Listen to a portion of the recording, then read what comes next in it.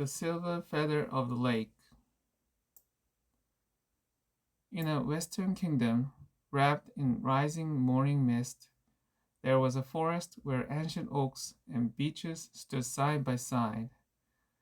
Near a quiet meadow, a small watermill turned slowly.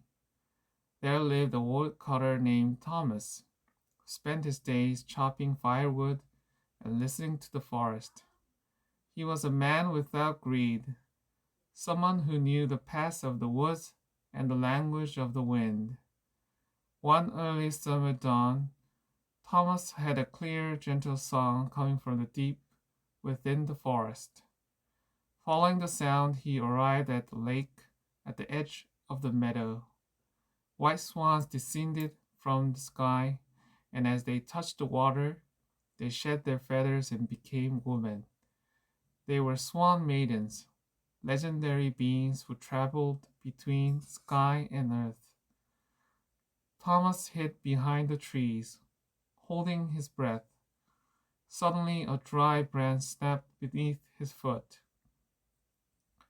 Startled, the swan maidens rushed to gather their feathered cloaks and return to the sky. All but one. One remained by the lake, searching in panic for her missing cloak. Among the bushes, Thomas noticed the white feathered mantle tangled in the thorns. After a moment of hesitation, he stepped forward and spoke gently. Do not be afraid. I mean no harm. Please rest at my mill until sunset. Her name was Alina. Curious to see whether humans could truly keep their promises, she accepted his offer. That evening, Thomas shared warm bread by the fire, and Alina spoke of the stars and the secrets of the seasons. As the day passed, she learned the quiet warmth of human life. Thomas did not hide a feather cloak.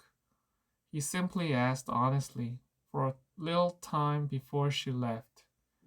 One day, a stag cried out in warning from the forest. The call of sky was near. Alina nodded and said softly, You have kept your promise. Thomas returned the cloak. Alina stepped onto the lake, transformed once more into a swan, and rose into the sky. Before she vanished, she left behind a single silver feather.